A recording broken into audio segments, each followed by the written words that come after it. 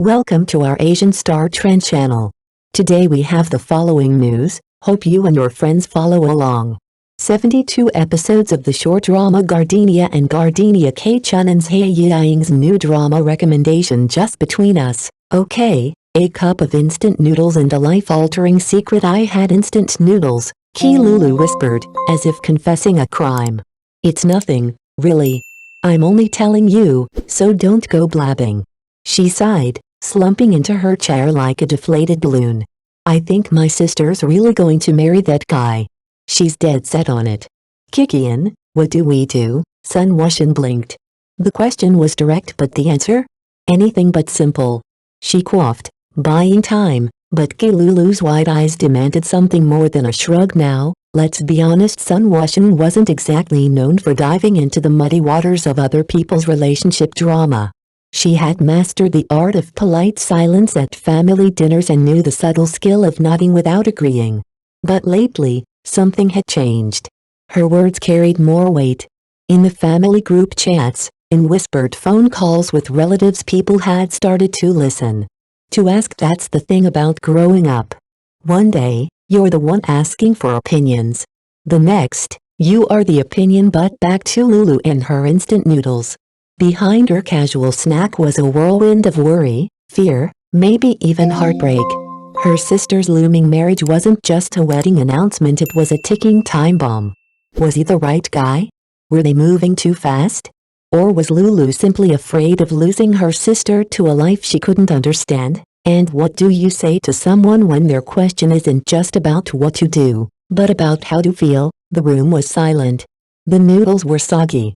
And the answer still hung in the air. Maybe that's what makes moments like this so real.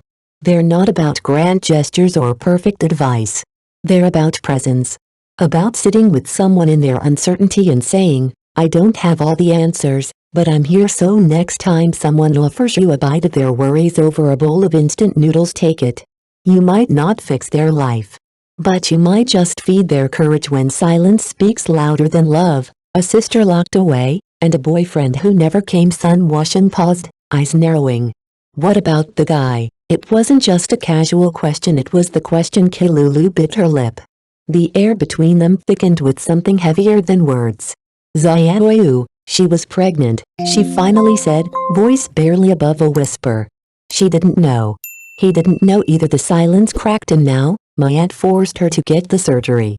And he still doesn't know. Wuxian sat back, stunned. 1,000 things were wrong with that sentence, but where do you even start? With the silence? The secrecy?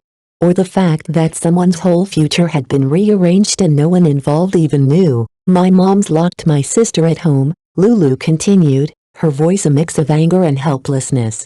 Took her phone, laptop, everything. She says if I try to help her, I'm ruining her life. There was a moment of disbelief, then a pang of something else. Guilt, maybe. Because Lulu had seen the guy once. Just once. Downstairs. I hid. Didn't let him see me, she confessed. But that's the only time. He hasn't shown up since. It's been days. Maybe he was scared. Maybe he knew he wasn't welcome. Or maybe, just maybe, he didn't care enough to come back, and that's what hurt most. It wasn't just the operation. It was the disappearance. The boy who promised forever but vanished when it mattered. The mother who thought she was saving her daughter but silenced her instead. The sister stuck in the middle, too young to change the past, too helpless to fix the present. But in moments like this, a question lingers longer than an answer. What is love, if it disappears when tested? Sometimes, it's not the shouting or slamming doors that say the most. Sometimes, it's the absence. The silence. The boy who never calls. The sister who hides behind a tree. The girl locked behind a door. And sometimes, being there, really being there, is the bravest act of love of all. Are you sure she'd marry him? When loyalty collides with logic, are you really sure Zhai Yiying would marry him no matter what? Sun Wuxian finally asked, her tone even, but the question was pointed, almost surgical. Lulu flinched, caught off guard. It wasn't just skepticism, it was context.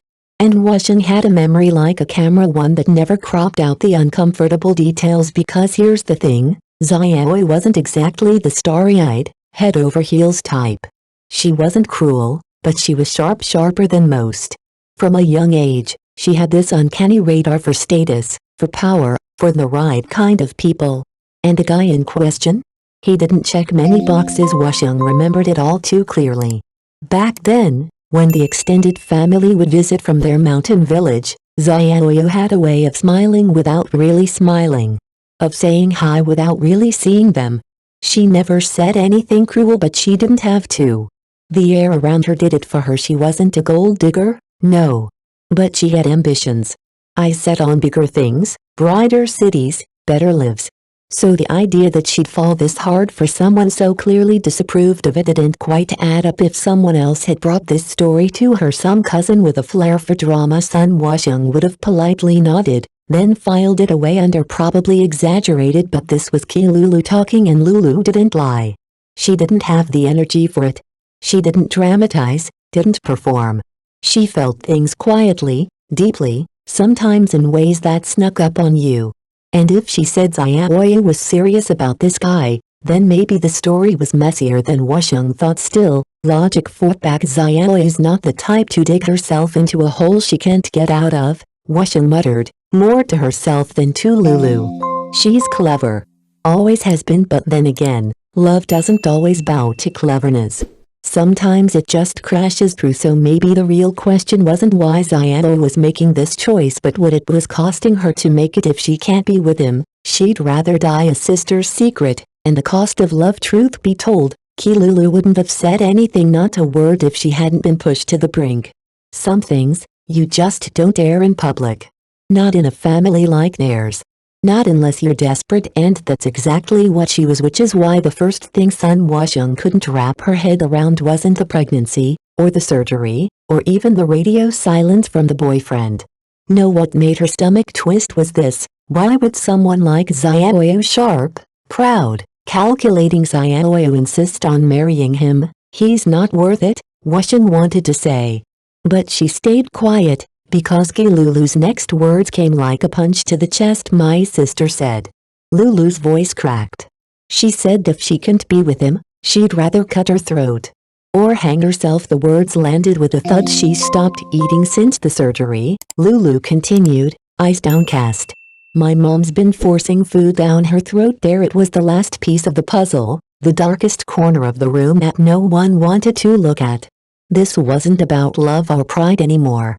This was survival, in its rawest, most terrifying form. One girl, locked in her room, stripped of her voice, starved of her agency. Another, forced to spill secrets she'd never meant to share. And a mother, perhaps thinking she was saving her child, but only pushing her further into a corner. The man at the center of it all? Still silent.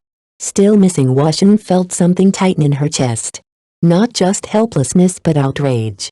How did it come to this? Maybe Zhai Yiying wasn't being irrational.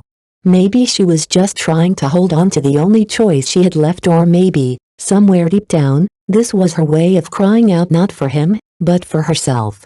For someone, anyone, to listen before it was too late, when the question that matters most goes unanswered. But in the end, Sun Washung still didn't hear what she really wanted to hear. Not the reason. Not the logic. Not the why that would make sense of it all. So she did what people often do when the truth is too heavy to hold. She changed the subject. How's your plan to go abroad coming along? She asked, her tone deliberately casual. Lulu let out a soft sigh, tired, defeated, the sound of someone too drained to pretend. What plan? She murmured. With everything going on at home, how am I supposed to leave? It wasn't a question.